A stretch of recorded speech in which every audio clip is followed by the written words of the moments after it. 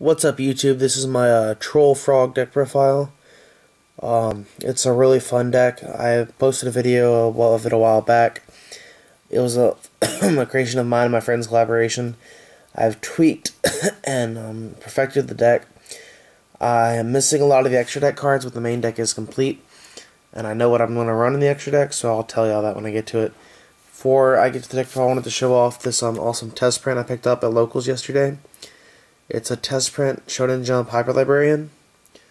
It is a real card. 1 second, I'll get it out of the sleeve.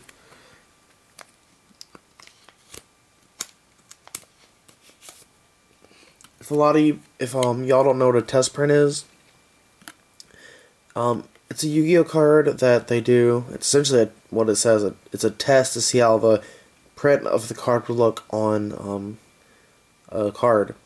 They're very rare, very hard to find, and Konami does not like people owning these. But yeah, I guess back to the deck profile. 3 Swap Frog, because it is a frog deck. It does run Monarch, but it is not a Frog Monarch. I guess it's more of a Lancer Frog deck, I guess you could say. But yeah, 2 Dupe Frog, 2 Dupe Frog. 3 Ronin Tonin, 2 Poison Draw Frog, 1 Treeborn, the end of Anubis. I'll get back to this card. I'll get back to that card in a little bit. Double Caius, triple Sea Lancer, double Lad, and double Obelisk for tributes. For stall and hand traps, triple Battle Fader, double Trag, and Gores. For spells, double Desk Croaking. Again, I'll get to this in a minute. Same with this. Double Shield and Sword. Double Salvage. I'll explain this, but y'all should know why I run that. Double Econ, Foolish Burial, Monster Reborn, Dark Hole, and Heavy Storm. For the extra deck, you're supposed to run Gustav Max. I don't have one at the moment. Heliopolis. Gaia Dragon, the Thunder Charger, I don't know, the level 7 overlay on top of rank 5 and rank 6. Force Focus, Strike Bouncer, Sword Breaker, Exabeetle, Zidmayo, Wind Up Zidmayo, Tiras, Adrius, Shining Elf, Dagusta Phoenix, Dark Mist, and double Gachi Gachi. That's the extra deck. Like I said, I'm missing a good amount of the extra deck. But back to the deck profile, I'll start explaining some deck choices. Triple Swap, triple Dupe, triple Ronin is because I run the Heavy Exceed Lancer. It's like essentially the Lancer Frog engine, and that's why I run the double Salvage. You open up a Swap Frog and any other water monster and a Salvage, you can essentially set up your combo for that turn, if not next turn. So Swap is just amazing. Also, a lot of people don't realize he can send frogs from field to graveyard. That seems like a bad effect, but it helps generate pluses with this guy. Onto this guy, double Poison Draw. I've seen a lot of Lancer builds only running 1, but I don't think 1's enough. 2's a lot better. And yeah, Treeborn. It's Treeborn. Typically, if you don't open the Salvage, Swap, any other water monster play, and you, you just open Swap over here, you're going to want to pitch Treeborn to grave first because it is a constant monster on board. End of Anubis. Okay. Let me explain this card. This card is an old card. When Monarchs first became popular, this guy was main decked in every deck. The level 6 Dark Fiend monster effect. 25 attack, 0 defense. See if I can zoom in on the effects, see if it'll focus. Come on, focus. There we go. As long as this card remains faceable on the field, the effects of all spells, traps, and monster cards that designate a card in the graveyard or that activate in the graveyard are negated. Essentially, it's a better Necro Valley with an attack. And people always ask me when they see me play this, why do you play this in your main deck? And even play it at all? I wouldn't even side it, they said, because it shuts down your frog engine. And I'm like, that's true, it does shut down my frog engine, but that doesn't matter.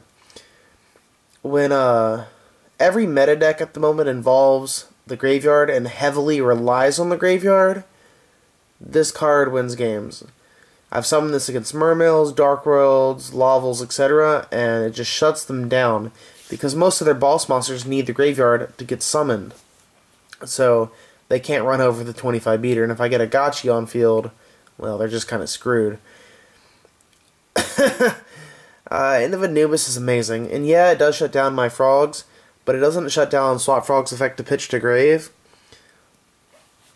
So you sit on this and just keep putting crap in grave with Swap Frog, and when they finally do manage to get rid of this, you just go off and like with the nuts. Double Caius, it's the best Monarch. Triple Lancer, not really going to explain that, it's a Lancer Monarch deck essentially. Lad, again, it doesn't need explanation. Double Obelisk, why the fuck not, right? It's a freaking god card, it wins games, it's a 4,000, can't be targeted, can't be negated card. Why wouldn't you run it when you can spam 3 monsters on the field easily?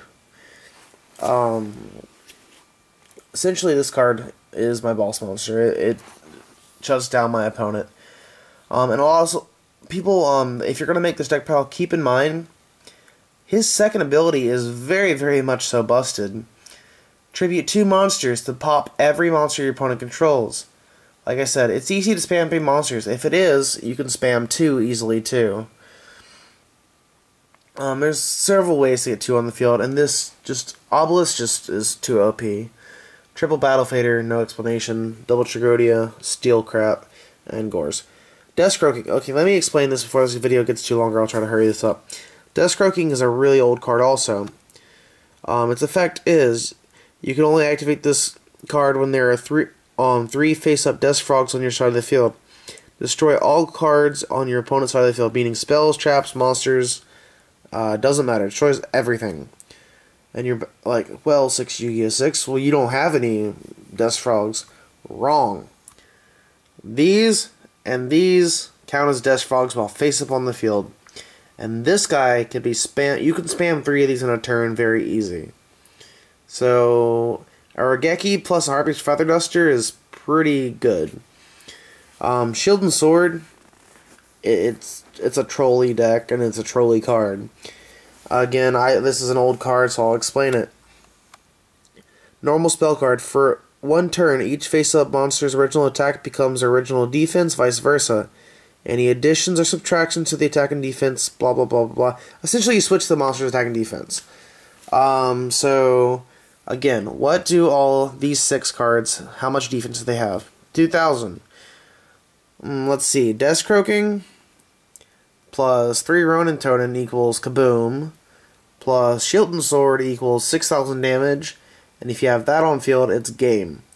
And this typically happens, that 4 card right there, that typically happens. So Salvage, I already told you about that. Econ, just remember people, Econ, if you Econ a Treeborn during standby, a Treeborn still comes back. Foolish, and blah.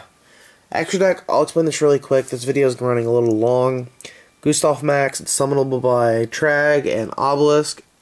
You will go into it occasionally, so it's good to have.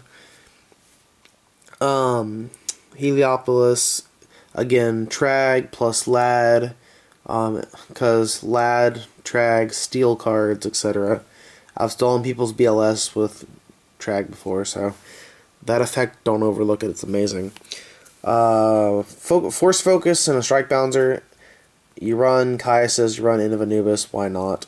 Swordbreaker, same reason. Exbeetle, it's amazing. Zenmayo, Tyrus, and Adrius, blow shit up. That's really all you need to know about that. Shine Elf, let me explain this one real quick. Its effect is, needs 2 level 2 monsters, spellcast 16 attack, 1,000 defense. When your opponent normal or special summons a monster except during the damage step, you can detach 1 material to make that card lose 500 attack. That effect comes in very handy against certain matchups. Becasta Phoenix, punch 3,000. Dark Mist, good luck getting rid of it. And Double Gotchi. That's the deck profile, guys. Hope y'all like it. Please don't forget to rate, comment, subscribe, and like this video, and thumbs it up if you like the new quality of this video. And peace, YouTube.